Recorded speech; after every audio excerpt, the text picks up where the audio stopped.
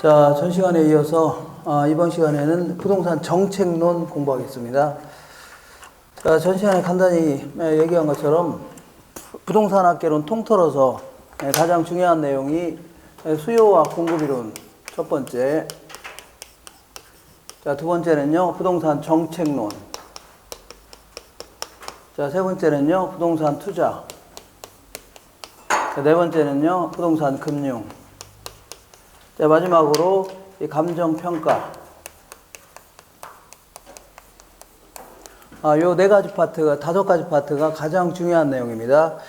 그래서 전 시간에는 수요 공급 이론에 대해서 개괄적으로 알아봤고, 이번 시간에는 우리 교재를 보겠습니다. 자, 교재 보시니까, 54페이지 한번 볼게요. 그거는 뭡니까? 그거는 2차 과목이네요. 이렇게 이제 어디냐면 1차 이렇게 써 있네요. 1차 아래쪽에 부동산학개론, 민법 및 민사특별법 이렇게 되어 있는 거 있죠? 이 부분, 요 책. 이 책입니다.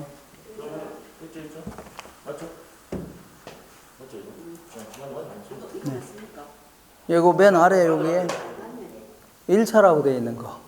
거기. 자, 그리고 교재는 어디를 보실 거냐면 56페이지. 56페이지 찾으셨죠? 아니다. 54페이지. 54페이지 있죠? 여기서부터 오늘 요거 할 겁니다. 오늘. 자, 이렇게 해서 총 11월, 12월 달은 요걸 가지고 이 6번에 걸쳐서 할 겁니다. 근데 요거 투자와 하고 금융 같은 경우는 내용이 좀 많기 때문에 약간 좀 길게 좀 할 겁니다. 이렇게 해서 토탈 6번에 걸쳐서 이 큰 흐름을 좀 갖추는데 초점을 맞춰야 됩니다. 지금은 세세한 내용을 가지고 이걸 암기하고 이런 거 아닙니다. 이거는 큰 흐름을 좀 갖추는 게 매우 중요합니다. 그래서 오늘은요, 요거 할 겁니다. 요거 정책론 이렇게 지우겠습니다. 자, 먼저 이 부동산 정책이라는 것은요, 부동산 문제가 발생했다. 자, 부동산 문제라는 것은 인간이 부동산을 대상으로 여러 가지 활동하는 과정에서 나타나는 다양한 이 잘못된 점 있죠? 문제점 이런 것들을요 부동산 문제해 줍니다. 예컨대 뭐 투기가 아주 극성이다든가, 아니면 어떤 지역은 난개발이 심하다든가 이럴 수 있죠. 아니면 어떤 사람은 집도 절도 없다, 겨울철에 살 집도 없다는 얘기죠. 이런 거를 전부 다 부동산 문제 이렇게 합니다. 그러면 이러한 문제를 그냥 방치해 놓으면 돼요, 안 돼요? 안 되겠죠. 어떤 형태로든 정부가 이제 개입을 해서 요거를 해결해야 될 겁니다. 이걸요 부동산 정책이다 이렇게 해주면 됩니다. 결국은 부동산 문제를 해결하겠다는 정부의 어떤 공적인 노력 있죠? 이걸 뭐라고요? 부동산 정책이라는 겁니다. 사실은 이제 부동산 정책이 그 정부 정책 중에 가장 중요한 정책 중에 하나입니다. 결국은요, 정권이 바뀌죠? 간혹가다 이제 보수당에서 뭐 진보당으로 바뀌거나 진보당에서 보수당으로 바뀌는 가장 큰 이유는요, 부동산 정책 때문입니다. 사실은 다른 정책보다도 특히 뭐라고요? 부동산 정책을 실패하게 되면 필연적으로 정권이 바뀔 수밖에 없는 겁니다. 그러니까 부동산 관련된 정책이 가장 중요한 정책 중에 하나인데, 정부가 정책을 수행하는 이유는 크게 이제 두 가지가 있습니다. 크게는 이렇게 약간 좀 어려운 편인데, 그냥 약간 표현 자체가 어려우면요, 대충 저런 거구나 이렇게 하시면 돼요. 지금부터 정확히 저기 뭐예요 하지 마시고, 뭐 개략적으로 저런 얘기구나 이렇게 하시면 됩니다. 알겠죠? 그래서 교재 너무 신경 쓰지 마시고 요거 제 칠판에 쓰는 내용 있죠? 요거 위주로 좀 기억하세요. 먼저 정부가 시장에 개입하는 이유는 크게 두 가지 목적으로 개입합니다. 다시 할게요. 정부가 시장에 개입하는 이유는 크게 두 가지의 필요성, 두 가지의 목적, 요런 것 때문에 이제 개입합니다. 첫 번째는요, 비효율적으로, 말이 약간 어려우니까 비효율적으로 자원이 배분됐다 이렇게 합니다. 자, 요거를요 좀 더 유식한 편으로 시장 기능이 실패했다 이렇게 합니다. 시장이 실패했다. 우리 자본주의 메커니즘 있죠? 이게 바로 실패했다 그런 얘기입니다. 우리 전 시간에 공부했던 거 잘 기억할게요. 자, 생각해 본다면 수요와 공급이 만나는 점에서 균형 가격과 수량이 결정됩니다. P0 얘는 뭐라고요? Q0 이런 식으로 해서 요게 이제 균형을 이루게 되는데, 자, 만약에 요 균형점에서 거래가 된다면, 잘 생각해 볼게요. 만약에 시장마다 균형점에서 거래가 된다면 사고자 하는 양과 팔려는 양이 일치하죠? 요 점에서 거래가 된다면, 그러면 결국은요, 사람들이 필요로 하는 양하고 생산 공급하고자 하는 양이 일치한다는 얘기입니다. 알겠죠? 그리고 나중에 제가 뭐 이런 얘기도 할 건데, 여기서 거래가 될 때 사회 전체의 잉여, 사회 전체의 남는 돈이죠? 잉여가 가장 크다 이렇게 얘기합니다. 가장 전체. 그러니까 아주 자원이 효율적으로 배분됐다 해줍니다. 이 점에서 거래가 된다면. 알겠죠? 이렇게. 근데 만약에 자, 전 시간에 공부했던 거 잠깐 한번 생각해 볼게요. 만약에 시장 균형에서 이렇게 벗어나 있다고 치자. P1으로 벗어나 있다. 그러면 이만한 가격에서 물건을 사고자 하는 양은 이만큼이죠. 수요 곡선은 사려는 양을 연결한 겁니다. 그러니까 이만한 가격에서 팔려는 양은 이만큼이죠. 맞죠? 그러면 이만큼 물건이 남아요, 안 남아요? 남죠. 이거를요, 공급이 초과됐다 해줍니다. 공급이 초과됐다. 그러니까 어떤 지역에 아파트 살려는 사람은 10명밖에 안 되는데 팔려고 내는 거나 2,000채는 된다는 얘기죠. 그럼 물건이 남아요, 안 남아요? 남으면 가격이 올라갈 것 같아요, 떨어질 것 같아요? 떨어지기 시작합니다. 물건 남아 도니까. 그래서 남아 도는 바람에 가격이 점점 하락하면서, 수요의 법칙이 뭡니까? 수요의 법칙은, 자, 가격이 자꾸 하락하면 사는 사람 많아지겠죠? 점점 싸지니까 수요의 법칙은 가격과 소비량은 반대로 움직입니다. 어서 오세요. 이렇게. 그러니까 자꾸 가격이 하락하니까 사려는 사람 많아진다는 얘기입니다. 반대로 공급의 법칙은 뭡니까? 전 시간에 공부했는데, 자, 가격과 공급량은 비례합니다. 비싸면 많이 공급하려고 하고 싸면요 덜 팔려고 하죠. 안 팔려고 합니다. 그러니까 가격이 자꾸 떨어지니까 공급량 점점 줄어들면서 이 점에 이르는 겁니다. 이 점에. 반대로 볼게요. 반대로 P2로 P2로 바뀌어 있다고 치자. 시장 균형 가격이 P2로 P2로 결정되어 있다고 치자. 그럼 이만한 가격에서 물건을 팔려는 양은 이만큼인데 사고자 하는 양이 이렇게 많다는 얘기죠. 그러면 자, 이때는 팔려는 양은 이만큼인데 사고자 하는 양이 이렇게 많으니까 이만큼을 뭐라 하냐면 수요가 초과됐다 해줍니다. 수요가 초과됐다. 그러니까 이때는 자, 나와 있는 물건은 몇 개 안 되는데 우리 교재 어디냐면요, 이 54페이지 여기서부터 보는 겁니다. 54페이지. 그러니까 자, 볼게요. 팔려고 내는 거는 몇 개 안 되는데 서로 살려고 한다는 얘기죠. 이걸 초과 수요라는 겁니다. 이때는 가격이 올라가 안 올라가요? 올라가기 시작합니다. 그러니까 예를 들어서 시장에 어떤 아파트 단지가 있는데 아파트 팔려고 내놓은 거는 5채밖에 안 되는데 한 1,000명이 가서 서로 살려고 한다는 얘기죠. 그러면 서로 살려고 하니까 가격이 올라가 안 올라가요? 올라가기 시작합니다. 그래서 올라감에 따라 공급의 법칙에 따라 자꾸 이번 기회에 팔려는 사람이 점점 많아지고, 그 다음에 수요의 법칙에 따라 원래 이만큼 살려다가 자꾸 가격이 올라가니까 아이고 못 사겠다 줄어든다는 얘기죠. 결국 이 점에 이르는 겁니다. 그래서 우리 전 시간에 공부한 것처럼 이게 균형에서 벗어났을 때는요, 자, 물건이 남아돌거나 모자랄 경우는 즉각적이고 신속하게 가격과 수량이 조정되면서 균형점에 이르는 겁니다. 알겠죠? 이걸 뭐라고요? 시장 자율 조정 기능 해줍니다. 뭘 한다고요? 시장 자율 조정 기능. 그러니까 시장은 항상 물건이 남아돌거나 모자랄 경우는요, 즉각적으로 요점에 이른다는 얘기죠. 그러니까 항상 균형에 이른다는 얘기죠. 그러니까 자원은 항상 효율적으로 배분될 수밖에 없다 그런 얘기입니다. 알겠나요? 근데 이렇게 얘기하는 것은요, 오리지널 자본주의 학자들 얘기입니다. 그러니까 아담 스미스라든가 멜더스, 마샬 이런 사람들을요, 오리지널 자본주의 학자들이 하는데 그 사람들 얘기입니다.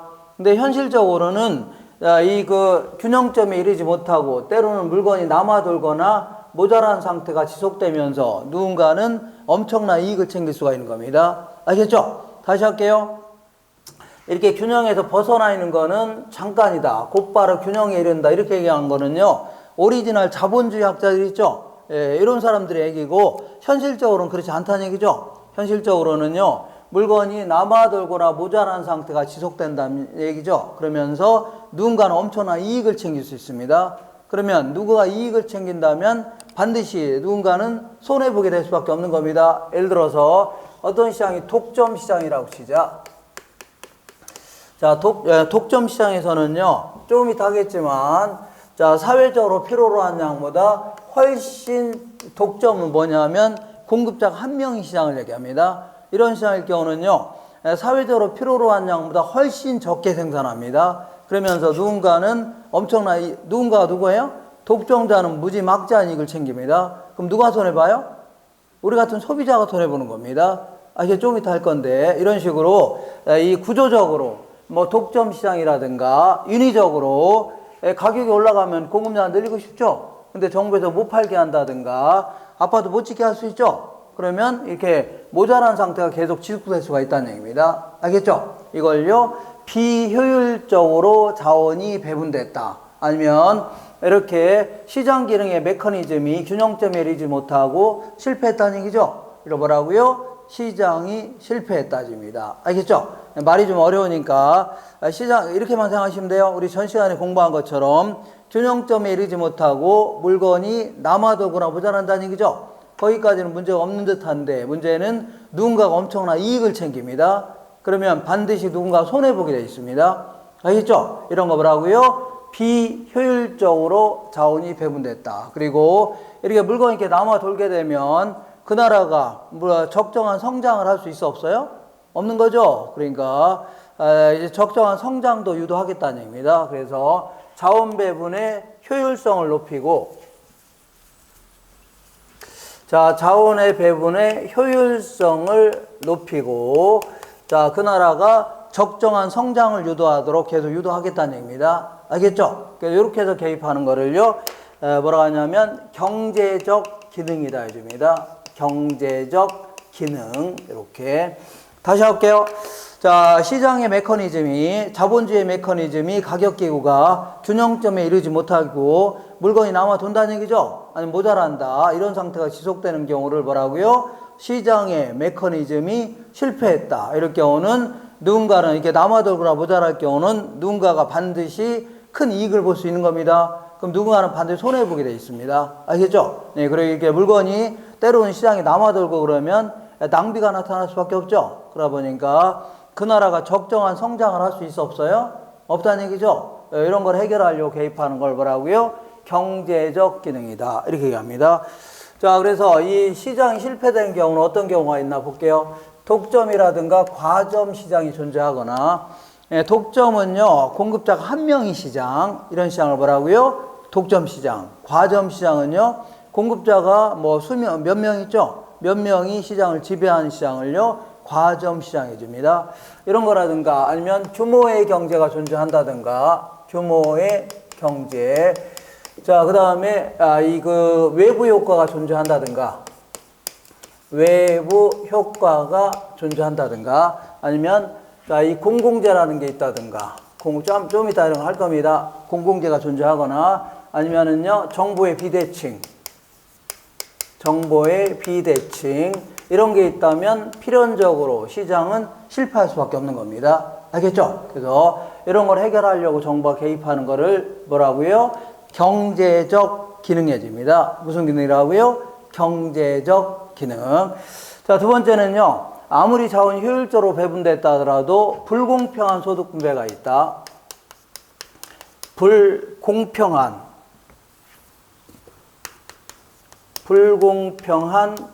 소득 분배가 있다.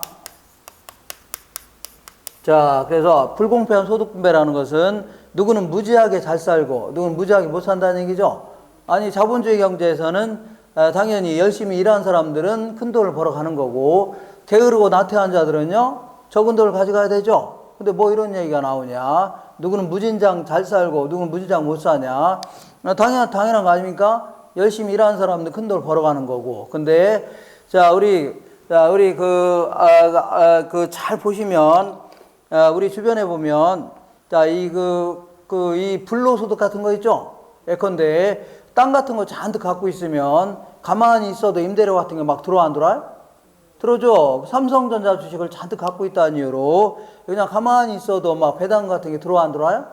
주가가 올라가고 이런 것들은 열심히 땀 흘려 이런 대가가 아니라는 얘기죠. 가만히 있어도 이익이 생기는 거 아닙니까? 이러한 이익들은 엄청나게 커질 수 있고, 그 다음에 일요일 날도 공장에 나가서 뼈 빠지게 일하는 사람 있죠? 이런 사람들은 물가 상승에도 못 미치면서 결국은요, 계속 가난에 찌들릴 수밖에 없는 그러한 구조가 될 수밖에 없는 겁니다. 알겠죠? 예를 들어 볼게요.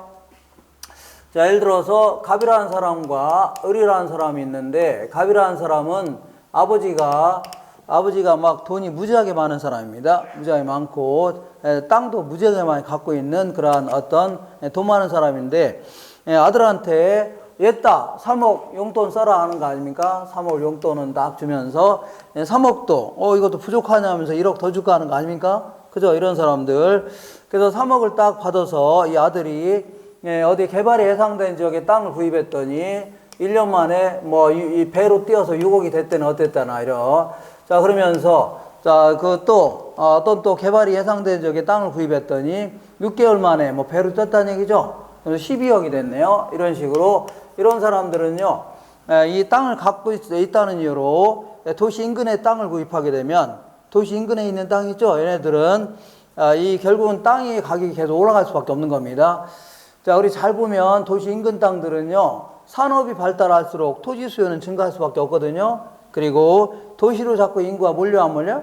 몰리는 바람에 계속 가격이 계속 올라갈 수밖에 없는 겁니다. 알겠죠? 그러니까 이런 사람들은요, 이 3억짜리 땅이 계속 커질 수밖에 없는 겁니다. 점점점 증가할 수밖에 없어요. 왜 그러냐면 이런 사람들은 주로 이제 그 돈 많은 집안의 자제들이죠. 얘네들 같이 몰려다닙니다. 일반적으로 돈 좀 있는 사람들 아니면 힘께 있는 집안의 자식들 있죠. 계속 이제 몰려다니면서 이 평상시 때는 맨날 저녁 때 술이나 마셔서 다니고 나이트 같은 데 다니고 주말에는 또 외국에 가서 골프나 치러 다니고 할 거 아닙니까? 그죠? 이런 사람들은 어떤 지역이 개발된다는 거를 미리 알아요, 몰라요? 알 수 있습니다. 지들 아버지가 재벌이고 지들 아버지가 정치인이고 하니까 어떤 지역이 개발된다는 걸 알아요, 몰라요? 먼저 알 수가 있다는 얘기죠. 그러다 보니까 그런 지역에 땅을 구입해서 아주 엄청난 이익을 챙길 수 있는 겁니다. 알겠죠? 그러다 보니까 우리나라 상위 계층 1%가 상위 계층, 초상위 계층 1%가 대한민국의 사유지, 개인이 갖고 있는 땅 있죠? 개인의 땅을 60% 이상을 갖고 있습니다. 자, 이런 식으로 해서 땅을 다 갖고 있는 겁니다. 6억짜리, 12억짜리라도 24억이 되는 거 아닙니까? 그래서 결국은요, 극소수가 대한민국에 있는 땅들을 거의 대부분을 갖고 있는 겁니다. 그러면 이런 땅을 갖고 있으면 가만히 있어도 임대료 같은 거 들어와 안 들어와요? 들어오면서 그리고 시세 차이가 엄청나다닙니다. 자, 이러한 소득을 불로소득해 주는데 불로소득은 점점 커질 수밖에 없어요. 근데 을이라는 사람은 찢어지게 가난한 집안에 태어나갖고 이 배운 것도 없고 가진 것도 없다는 얘기죠. 그러다 보니까 옛날엔 국민학교였는데 국민학교 다니다가 육성회비 같은 거 못 내갖고 학교도 그만둔 사람 수두룩합니다. 그러니까 배운 것도 없고 가진 것도 없으니까 마땅히 어떤 전문적인 일을 할 수가 있어 없어요? 없으니 이제 공장 나가서 이제 일하는 거 아닙니까? 이래서 이제 200만 원 벌어갖고 이것저것 세금 같은 거 떼고 났더니 한 150만 원 번다고 시작. 근데 제가 딱 2000년도에 이제 김포에 들어와서 살기 시작했는데, 그 전에 이제 인천에 살다가 이제 김포에 들어갔는데 딱 2000년도. 그 당시만 하더라도 지금도 김포에 살고 있습니다. 자, 그 당시만 하더라도 김포에는 공장이 여기처럼 울산처럼 막 큰 공장이 있는 게 아니라 짤짤한 공장이 있죠. 무슨 간에 수긍 없이 이렇게 해서 이렇게 조그만 공장이 굉장히 많았습니다. 그래서 거기 이제 공장 사장도 제가 많이 알고 있었는데 공장 사장이라 봐야 조그만 공장 사장이라 편의점 정도 주인밖에 안 되는 정도, 그 정도밖에 안 됩니다. 근데 그때만 하더라도 종업원들의 임금이 보통 200만 원 정도밖에 안 됐습니다. 그리고 평균 잡았을 때 그리고 이것저것 빼고 나니까 한 150만 원 번다는 얘기죠. 근데 지금은 몇 년이 됐어요? 2023년 아닙니까? 그죠? 2023년도인데 한 23년 지났죠? 근데도 지금도 막 외국인 노동자들도 많이 있고 하다 보니까 지금도 한 200만 원 번 사람 굉장히 많습니다. 여성분들은요, 200만 원 못 받고 한 180, 150만 원 번 사람들 수두룩합니다. 알겠나요? 그런 사람 수두룩해요. 그래서 지금도 200만 원 벌어서 한 50만 원 빼고서 세금 같은 거 이것저것 빼고 나서 150만 원 버는 사람들이 굉장히 많습니다. 그러면 2000년도부터 2023년도니까 몇 년 지났어요? 23년 지났죠? 그러면 만약에 물가가 5배로 올랐다고 치자. 몇 배로 올랐다고요? 5배로 올랐다면 원래는 얼마 받아야 돼요? 자, 원래는 한 1000만 원을 벌면서 한 750만 원 정도는 벌어야 옛날하고 똑같이 버는 겁니다. 알겠나요? 근데 지금도 한 150만 원 벌고 있다는 얘기는 옛날에 비해서 5분의 1을 받고 있는 겁니다. 몇 분의 1 받고 있다고요? 5분의 1. 이 상당히 그 소득 분배 구조가 열악하다는 얘기입니다. 그렇지 않나요? 뭐 문제가 있나요? 자, 이런 식으로 이 불로소득은 점점점 커지고 이거를 근로소득 해줍니다. 근로소득은 점점 줄어든다는 얘기죠. 그러면서 가난이 계속 또 다른 가난을 막 되물려 주는 겁니다. 그 다음에 부는요, 계속 더 큰 부를 획득할 수밖에 없는 겁니다. 이런 걸 뭐라고요? 불공평한 소득 분배라는 겁니다. 어떤 나라가 건강한 사회고 건전한 사회다. 그러면 불로소득이 커야 돼요? 열심히 땀 흘려 일하는 소득이 커야 됩니까? 땀 흘려 일하는 소득이 당연히 커야 되는 겁니다. 근데 구조 자체가 점점점 잘 사는 사람들은 계속 잘 살게 되고 못 사는 사람들은요 계속 못 살게 된다는 얘기죠. 상당히 문제입니다. 그래서 안 되겠다. 자, 소외되는 사람 없이 모두 다 잘 사는 사회를 만들겠다. 사람들 간의 형평성을 높여보겠다는 얘기입니다. 이렇게 해서 형평성을 높이기 위해서 개입하는 거를요, 정치적 기능이다 해줍니다. 우리 교재에는 이런 내용 지금 아직 없습니다. 1월 달에 책을 나눠보면 다 있을 겁니다. 이걸 무슨 기능이라고요? 정치적 기능이다. 이렇게 표현합니다. 알겠죠? 그래서, 자, 정부가 이제 두 가지 목적 개입하는데, 어쩌거나 요거는 극단적인 용어입니다. 비슷한 용어 같지만 사실은요, 극단적인 용어인데, 효율성을 강조하는 경제 체계를요, 우리는 자본주의 경제 체계 해줍니다. 무슨 체계라고요? 자본주의. 이 시장 기능을 통해서 효율성을 중시하는 경제 체계를 뭐라고요? 자본주의. 그 다음에 형평성을 강조하는 경제 체계를요, 공산주의 혹은요, 사회주의 경제 체계라는 겁니다. 근데 우리는 공산주의예요? 사회주의예요? 똑같네. 공산주의예요? 자본주의 국가예요? 자본주의 국가이기 때문에 효율성을 근간으로 하는 경제 체계입니다. 그렇지만 어느 정도의 형평성은 달성해야 돼, 안 해야 돼요? 해야 되죠. 조금 있으면 겨울철이 되는데 집도 절도 없이 굶어 죽으면 돼야 안 돼요? 안 되겠죠. 최소한도의 삶의 공간을 마련해 줘야 되는 겁니다. 알겠죠? 동시대에 살아나는 사람끼리 누구는 무지하게 잘 살고 누구는요 무지하게 못 사는 거 있죠. 이것도 문제가 될 수 있는 겁니다. 그래서 모든 사람이 행복하게 살 수 있는 최소한도의 공간 구조는 마련해 줘야 될 거 아닙니까? 그러니까 우리나라는요 자본주의 경제이기 때문에 효율성을 강조하되 어느 정도의 형평성을 달성해야 될 거 아닙니까? 그래서 어느 정도의 형평성을 달성할 것인가 이런 거를요 사회적 목표 이렇게 표현합니다. 결국은요 사회적 목표를 달성하려고 정부가 개입하는 거 있죠. 이걸 뭐라고요? 이거를 정치적 기능이라는 겁니다. 그래서 이따가 잠깐 언급하겠지만 우리 주택과 관련된 정책들, 자, 주택과 관련된 정책들은 거의 대부분 사회적 목표를 달성하려고 개입하는 어떤 정치적 기능으로 개입합니다. 예컨대 임대료 같은 거 좀 지원해 주겠다. 아니면 공공임대아파트 같은 거 지어서 공급하겠다는 얘기죠. 이러한 형태로 개입하는 것은요. 자, 그 정치적 목적으로 개입하는 겁니다. 되겠죠? 그렇게 하시면 돼요. 자, 다시 한번 정리할게요. 자, 지금까지 한 거, 이 부동산 문제가 발생했다. 투기가 아주 극성이거나 난개발이 심하다든가 어떤 사람은 집도 절도 없다든가 이런 거 있죠. 전부 다 부동산 문제라고 하는데 요거를 그냥 방치해 놓으면 돼요, 안 돼요? 안 되고 어떤 형태로든 정부가 개입해야 되려고 할 겁니다.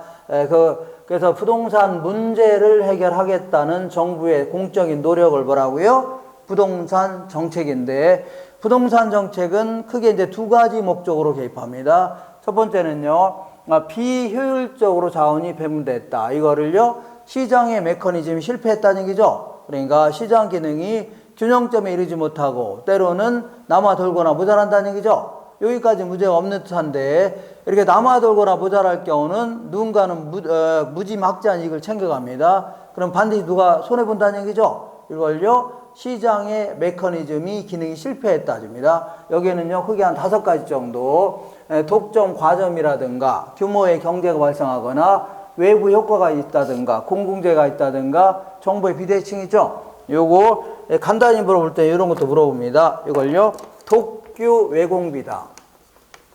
자, 독규 외공비. 자, 독과점, 규모의 경제, 외부 효과, 공공재, 정부의 비대칭이죠. 이런 게 발생한다면 반드시 필연적으로 시장 실패할 수밖에 없는 겁니다. 요거 해결하려고 개입하는 거를 뭐라고요? 정치적 기능이다. 이걸 통해서 자원 배분의 효율성을 높이겠다 그런 얘기입니다. 근데 아무리 자원이 효율적으로 배분됐다 하더라도 불공평한 소득 분배가 있다. 그러니까 불로소득 같은 거는 굉장히 커지고, 그 다음에 열심히 일해서 땀 흘려 일하는 대가는 점점 줄어든다는 얘기죠. 이걸요, 불공평한 소득 분배다집니다. 그래서 안 되겠다. 소외되는 사람 없이 모두 다 좀 잘 사는 사회, 최소한의 삶의 공간을 마련해 줘야 된다는 얘기죠. 이렇게 해서 개입하는 거를 뭐라고요? 정치적 기능이다. 근데 요거는 이제 자본주의과의 논리고, 요거는요, 사회주의과의 논리인데, 우리나라는 자본주의예요, 사회주의예요? 자본주의과죠. 그러니까 효율성을 가장 큰 근본으로 하는, 기반으로 하는 경제 체계지만 어느 정도의 형평성은 달성해야 돼, 안 해야 돼요? 해야 되죠. 이렇게 해서 그래서 이거를 사회적 어느 정도의 형평성을 달성할 것인가, 이걸요, 사회적 목표에 줍니다. 사회적 목표를 달성하려고 개입하는 거를요, 이거를 정치적 기능이다 줍니다. 그래서 이따가 잠깐 하겠지만 주택 정책 이런 것들은 거의 대부분 무슨 목적으로 개입한다고요? 정치적 목적으로 개입하는 겁니다. 이렇게 해서 큰 흐름을 좀 갖췄다. 그럼 지금부터 이렇게 시장이 실패되는 이유를 간단히 좀 알아보겠습니다. 시장 실패되는 이유. 이걸 시장 기능이 실패했다 이렇게 합니다. 실패하는 이유는 몇 가지 쭉 있는데, 자, 일단 우리 교재를 보겠습니다. 교재는, 자, 54페이지 맨 위에 보겠습니다. 54페이지 맨 위에 부동산 문제의 의라고 되어 있죠. 부동산 문제는 뭐 첫 번째 줄 맨 끝에, 아니다, 두 번째 줄 볼게요. 뭐 토지 부족 문제라든가 지가 고해 문제, 부동산 투기, 기타 부동산 환경 같은 거 있죠. 이런 걸 다 뭐라고 한다고요? 부동산 문제라 하는데, 이러한 문제를 그냥 방치해 놓으면 돼요, 안 돼요? 안 되죠. 어떤 형태로는 개입해야 되는데, 첫 번째는요, 시장 실패를 해결하려고 개입하는 거를 뭐라고요? 경제적 기능이라는 겁니다. 그래서 55페이지 맨 아래 보니까 시장 실패라고 있어, 없어요?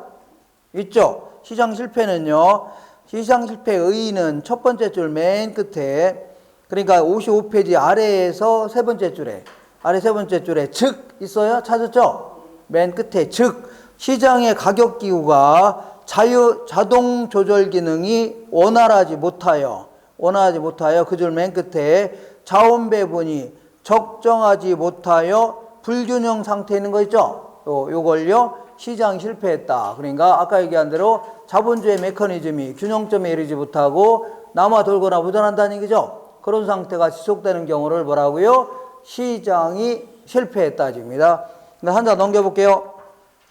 그래서 시장 실패의 원인들 맨 위에 보겠습니다. 맨 위에 불완전 경쟁 기업인 독과점 기업 있죠? 독과점이라는 게 있고, 그리고 규모의 경제, 이것도 일종의 독과점의 일종인데, 요거는 별도로 설명할 겁니다. 그러니까 독점 과점이라든가 규모의 경제 따로 이제 설명할 것이고, 그 다음에 그 세 번째 공공재가 존재한다. 이번에 외부 효과가 존재한다든가, 자, 세 번째는요, 이 공공재가 존재한다든가,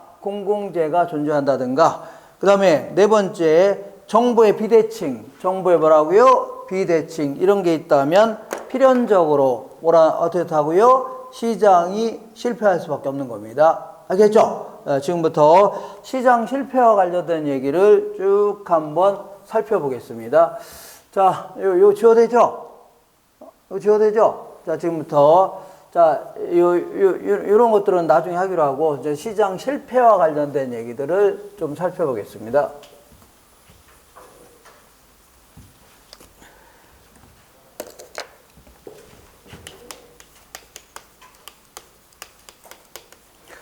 자, 시장 실패라는 것은요, 아까 얘기한 대로 자본주의 메커니즘, 자, 가격기구가 균형점에 이르지 못하고 때로 물건이 남아 돈다는 얘기죠. 아니거나 모자랄 경우에는 거기까지는 문제가 없는 듯한데, 이렇게 한다면요, 누군가는 자, 그 무지막지한 이익을 챙겨갑니다. 그럼 반드시 누가 손해보게 됐습니다. 이걸 뭐라고요? 비효율적으로 자원이 배분됐다. 그리고 물건이 남아돌고 그러면 그 나라가 물건이 막 남아도니까 낭비가 나타날 수밖에 없는 거죠. 그러면 그 나라가 적정한 성장을 할 수가 있어 없어요? 없죠. 적정한 성장을 위해서라도 정부 개입하겠다는 입니다. 이거 뭐라고요? 시장이 실패했다. 이걸 해결하려고 개입하는 거를요, 그 경제적 기능 해줍니다. 그래서 시장 실패되는 경우는 여러 가지가 있는데 요걸 한번 살펴보겠습니다. 자, 먼저 독점 시장이라는 것은 공급자가 한 명인 시장, 이런 시장을 뭐라고요? 독점 시장이 줍니다. 간단하게 알아보는 겁니다. 나중에 이런 얘기를 이제 책을 보시면 이제 자세히 설명하는데, 지금은요, 큰 흐름을 갖추는데 초점을 맞추세요. 독점 시장은 공급자가 몇 명이에요? 한 명인 시장. 그래서 시장 전체로 든다, 우리나라 대한민국 전체로 든다면 우리 이제 그 전력시장 한전에서 다 공급하는 겁니다. 이런 거라든가 철도시장도 코레일에서 다 공급하는 겁니다. 물론 SRT라고 있긴 한데, 요거는 코레일에서 최대 지분을 갖고 있으니까 거의 같은 계열사라고 생각하시면 돼요. 이런 거라든가 아니면 이 그 수도 같은 경우에도 정부에서 전부 다 독점적으로 공급하는 겁니다. 이런 시장을 독점 시장 해줍니다. 이거는 넓게 생각하는 거고, 좀 좁게 생각한다면 어떤 섬지방에 있는데 세탁소가 하나밖에 없다. 그러면 거기밖에 갈 데가 없는 거죠. 그러니까 이런 것도 일종의 독점 시장이 될 수 있는 겁니다. 어떤 섬지방에 편의점이 하나밖에 없다. 이것도 뭐가 될 수 있다고요? 독점 시장이 될 수 있어. 항상 때로는 넓게 생각하기도 하고, 때로는요, 좁게 생각하기도 해야 됩니다. 예, 그리고 제가 1월 달부터는 지금은 이제 11월, 12월 달은 그 3시간 동안 강의하는데, 1월 달부터는 4시간 동안 할 겁니다. 하는데, 한 3시간 정도는 이제 이렇게 설명하고, 이렇게 할 겁니다. 칠판에다 설명하고, 그 다음에 한 40분 내지 50분 정도는 그날 한 3시간 넘게 공부한 거 있죠? 요걸 가지고 제가 이제 PPT라는 걸 제작해서 이거 띄워갖고 한번 딱 정리하고 할 겁니다. 그죠? 그러니까 그날 공부한 거를 한번 종이도 나눠 드릴 겁니다. 그래서 PPT로 해서 다시 한번 쫙 공부하고, 이렇게 해서 입체적으로 공부할 겁니다. 뭐, 마음에 안 드나요? 그럼 하지 마요? 네, 그런 거 하면 딱, 그날 공부했던 거를 항상 요약해서 한번 딱 정리해보고, 이렇게 하는 게 가장 효과적인 공부가 됩니다. 그래서, 되셨죠? 그렇게 할 거니까, 제가 PPT를 다 제작하고, 지금도 제작해 놓은 게 있는데, 좀 다시 한번 정리하고, 이렇게 해서 딱 할 겁니다. 그래서 이렇게 해서 자, 그래서 어쨌거나 독점 시장은요, 공급자가 몇 명이라고요? 한 명이 시장. 그 다음에 과점 시장은요, 공급자가 뭐 2-3명, 많게는 5-6명이 공급하는 이러한 시장을요, 과점 시장이라 하는데, 거의 대부분 우리 대기업들이 주도하는 시장이죠. 거의 다 과점 시장을 생각하시면 돼요. 대기업들. 예를 들어 통신 시장 같은 경우는 핸드폰이죠. 통신 같은 경우에는 이 SK라든가 KT라든가 LG 이런 데서 거의 과점시로 운영합니다. 그리고 요즘에는 휘발유 파는 데가 많아졌는데, 그전에는요, GS 칼텍스라든가 아니면 SK 아니면 뭐 쌍용, 현대, 오일뱅크 이런 몇몇 기업들이 거의 다 지배했습니다. 이런 시장을 뭐라고요? 과점 시장이다. 가전 시장이라든가 자동차 시장 이런 데를 얘기합니다. 이런 걸요 과점 시장이라는 겁니다. 그러면 독점 시장은 왜 시장이 실패하나 좀 살펴보겠습니다. 왜 시장이 실패하나 보겠습니다. 자, 먼저 이렇게 독점 시장은요 공급자가 다시 할게요. 약간 낮춰서. 자, 독점 시장은 공급자가 몇 명의 시장이라고요? 한 명인 시장을 독점 시장해 줍니다. 그래서 독점 시장은 공급자가 한 명이기 때문에 얘네들은 A라는 방법으로 생산할 수도 있고 B라는 방법으로 생산할 수 있는데, 자, A라는 방법은요 물건을 1000개를 생산하는 방법이고 1000개. 자, B라는 방법은요 100개만 생산하는 방법입니다. 자, 그러면 1000개를 생산할 때의 시장 가격은 1000원이라고 치자. 물건의 가격이 얼마라고요? 1000원이라고 치자. 근데 만약 100개만 생산하게 되면 생산자가 얘들밖에 없는 거죠? 그럼 100개만 생산하면 서로 살려고 안 살려고요? 아니, 자, 마늘이 시장에 많이 나와 있을 때는 가격이 싸지지만 마늘이 나오는 게 몇 개 안 되면 서로 살려고 안 살려고요? 그럼 가격이 올라가 안 올라가요? 올라가게 되어 있습니다. 이것도 마찬가지로 공급자가 얘들밖에 없는 거죠? 그러다 보니까 100개만 생산하게 되니까 서로 살려고 안 살려고요? 서로 살려고 하니까 가격이 올라가 안 올라가요? 올라가게 되어 있습니다. A, 마늘이 다시 한번 해볼게요. 시장에 김장철에 마늘이 잔뜩 나와 있으면 가격이 올라가요? 떨어져요? 떨어지는데 마늘이 나오는 게 몇 개 안 되죠? 그럼 올라가 안 올라가요? 올라갈 수밖에 없는 겁니다. 그러면 마늘이 공급량이 100개밖에 안 될 때는 이렇게 자동적으로 올라갈 수밖에 없습니다. 이런 거로 경제학적으로 한 10,000원 정도 될 수밖에 없는 겁니다. 그러면 이렇게 생산해도 매출액은 100만 원, 이렇게 생산해도 매출액은 100만 원. 지금부터 매출액은 파른 금액을 얘기합니다. 무슨 가격이라고요? 파른 금액이 둘 다 같아야 달라요? 같을 수밖에 없어요. 그러면 공급 독점자는 A라는 방법으로 생산할 것 같아요? B라는 방법으로 생산할 것 같아요? B라는 방법으로 생산하려고 할 겁니다. 왜 그러냐면 이렇게 조금 생산하게 되면 어차피 매출액은 같아요? 달라요? 같은데 이렇게 조금만 생산하게 되면 사람도 10명 채용할 거 1명만 채용하면 되는 거죠. 그리고 재료도 원재료도 10개 구입할 거 1개만 구입하면 되는 거죠. 그리고 수도요금, 전기요금, 가스비 같은 게 전부 다 10분의 1로 줄어들죠. 그럼 저 얘네들은요 이렇게 어차피 적과소 생산하면서 이런 식으로 물건을 매우 과소 생산하면서 사회적으로 필요로 한 양보다 훨씬 과소 생산하면서 얘들은 무지막지한 이익을 챙겨갑니다. 그럼 누가 손해봐요? 우리가 소비자가 손해보는 거 아닙니까? 우리 소비자는 원래는 한 1,000원만 줘도 되는데 10,000원씩 줘야 되는 거죠? 누가 손해봐요?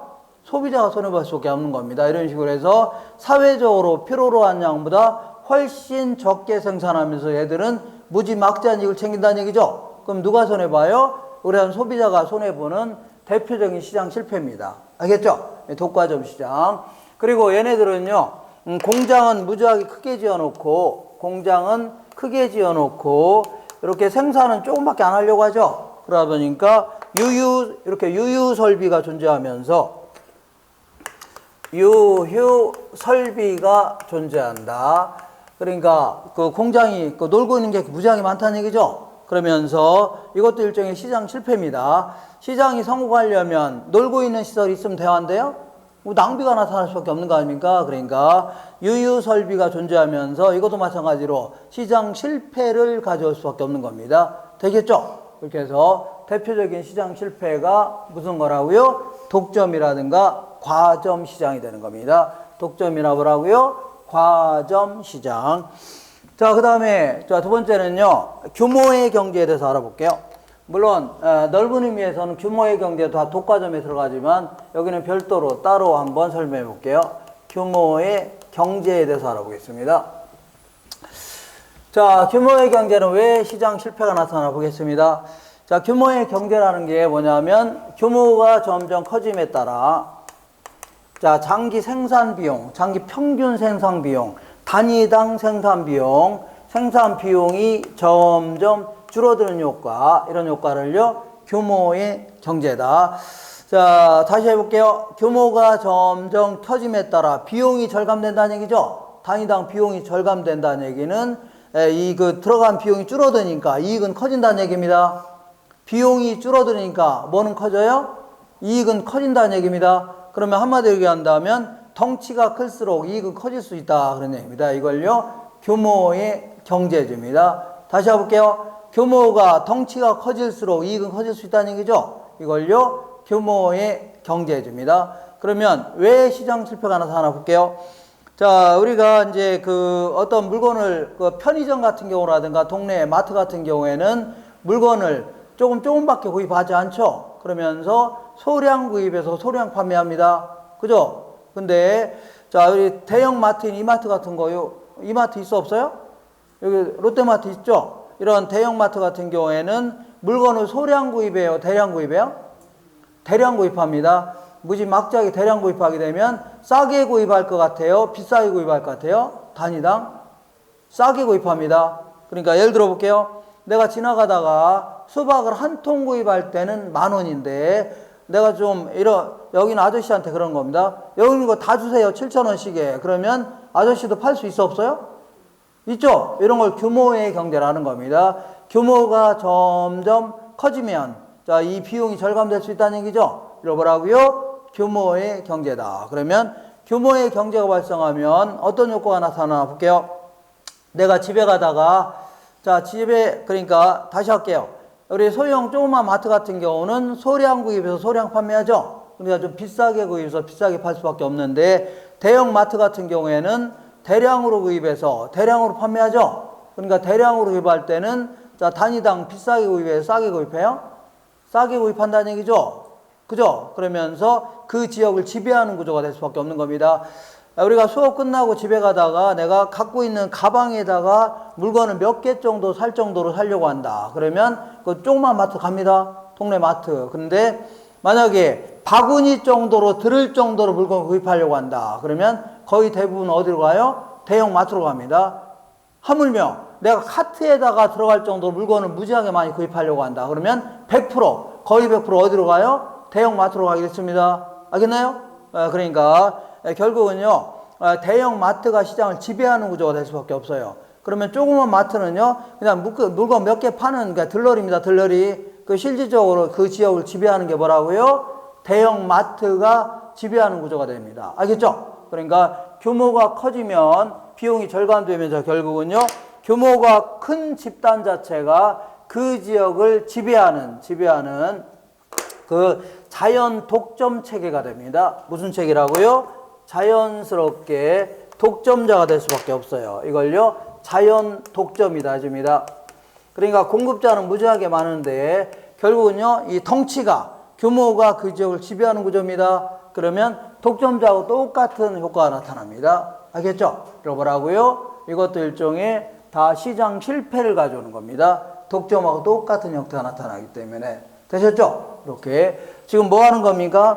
시장이 실패되는 이유를 간단하게 알아보는 겁니다. 자, 이렇게 볼게요. 또 지우겠습니다.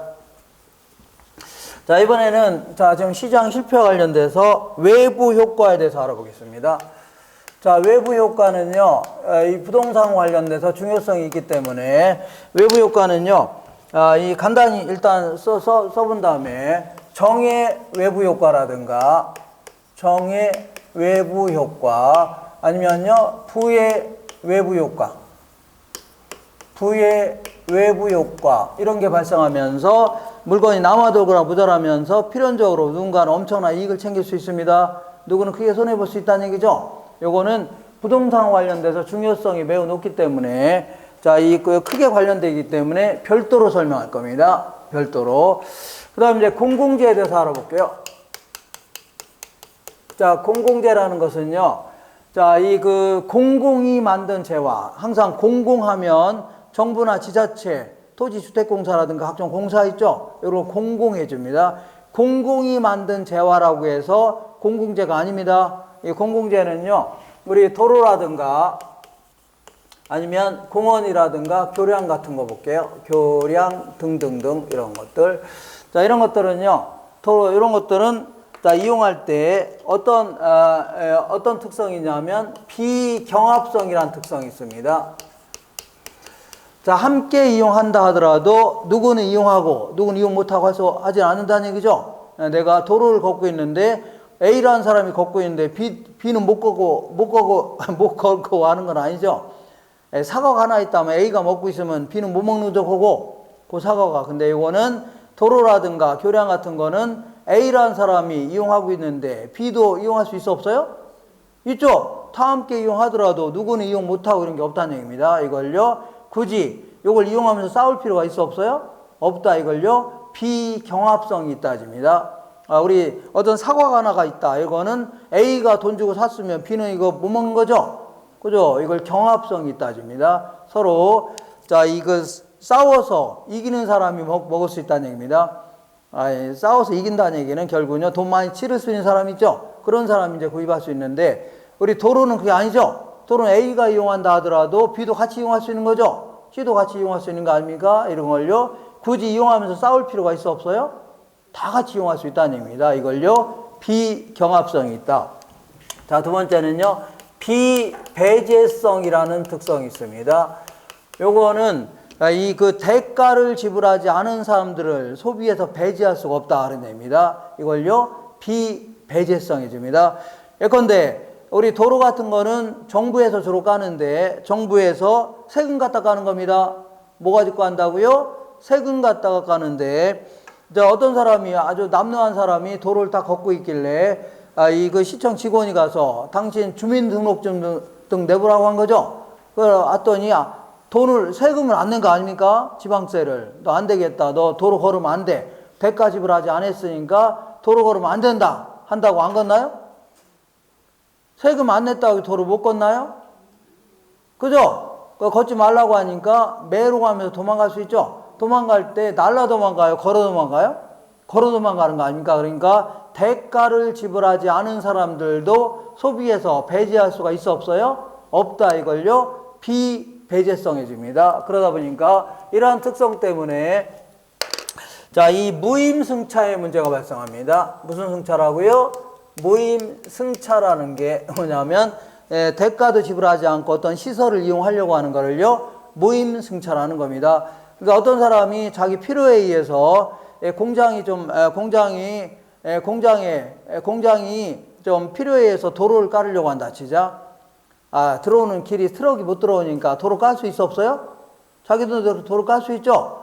근데 다른 사람은 그 근처에 있는 사람들은 돈도 안 내고 막 이용할 수 있는 거죠. 그런다고 톨게이트 설치할 수도 없고 그러다 보니까 이걸요 무임승차 이렇게 얘기합니다. 나도 뭐하러 내 돈 들어 도로를 까냐. 나도 남들이 깔아놓으면 공짜로 이용하겠다는 얘기죠. 이걸요 무임승차 이렇게 얘기합니다. 무임승차. 다시 할게요.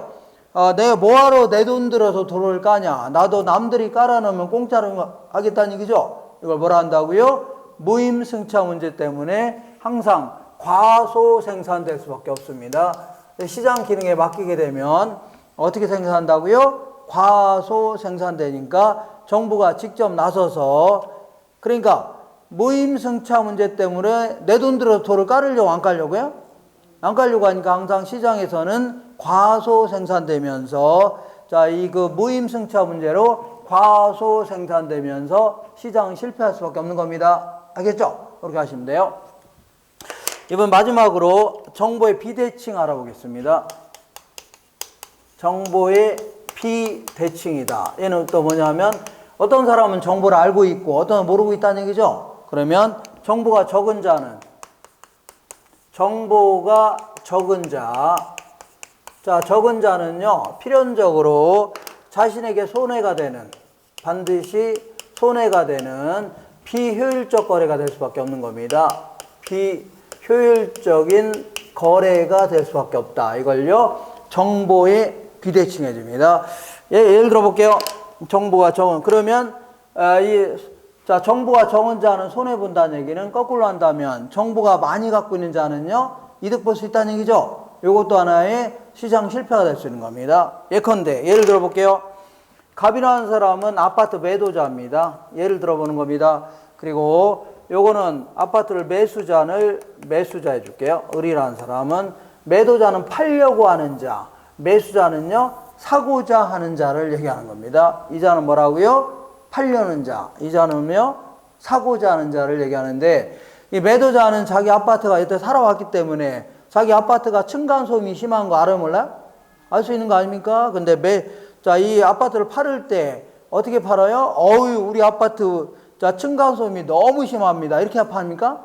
그냥 조용히 그냥 팔 거 아닙니까? 그죠? 그랬더니, 이 아파트를 뭣도 모르고 산 매수자 입장에서는 잔금까지 다 치르고 구입했죠? 들어가서 하루 종일 이제 이사까지 끝난 다음에 저녁 때 좀 누워서 좀 힘드니까 하루 종일 일했으니까 피곤하니까 좀 자려고 했더니 한 6시부터 자, 오후에 봤더니 피아노 소리가 들리는 거 아닙니까?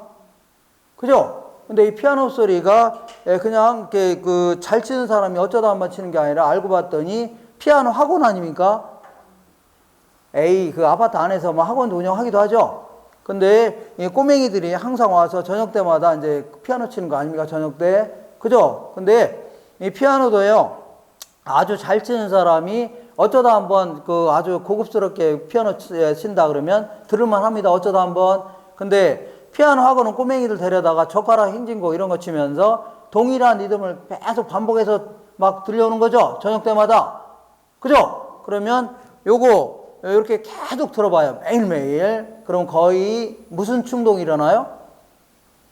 살인의 충동이 일어날 수 있습니다. 그러니까 살인도 다 살아가는 거 아닙니까? 그죠? 그러면서 쌈박질하고 위에 가서 이렇게 하는 거 아닙니까? 맞죠? 그래서 결국은요, 만약에 이 정보가 적은 자, 매수자는 모르고 거래한 거죠? 이런 사람이 그러한 층간소음이 심하다는 걸 알았더라면 이거 구입했어, 안 했어요? 안 했거나 아니면 싸게 구입했을 겁니다. 근데 이게 모르고 거래한 사람들은 크게 손해보는 거고, 얘는요, 원래 싸게 팔아야 되는데 비싸게 파는 거죠? 크게 이득 볼 수 있네요. 이런 식으로 해서 정보가 적은 자는 반드시 뭐라고요? 크게 손해볼 수밖에 없는 비효율적 거래가 될 수밖에 없는 겁니다. 알겠죠? 그렇게 해서 자, 지금까지 시장 실패에 대해서 알아봤는데, 자, 그 중에서 다른 것들은 간단간단히 물어보고 외부 효과는 별도로 한 문제 물어보기도 합니다. 별도로. 그러니까 이 외부 효과는요, 잠깐 쉬었다가 하겠습니다. 지금 뭐 하는 겁니까? 시장 실패가 나타난 이유들을 쭉 살펴보는 겁니다. 되겠죠? 잠깐 쉬었다 할게요.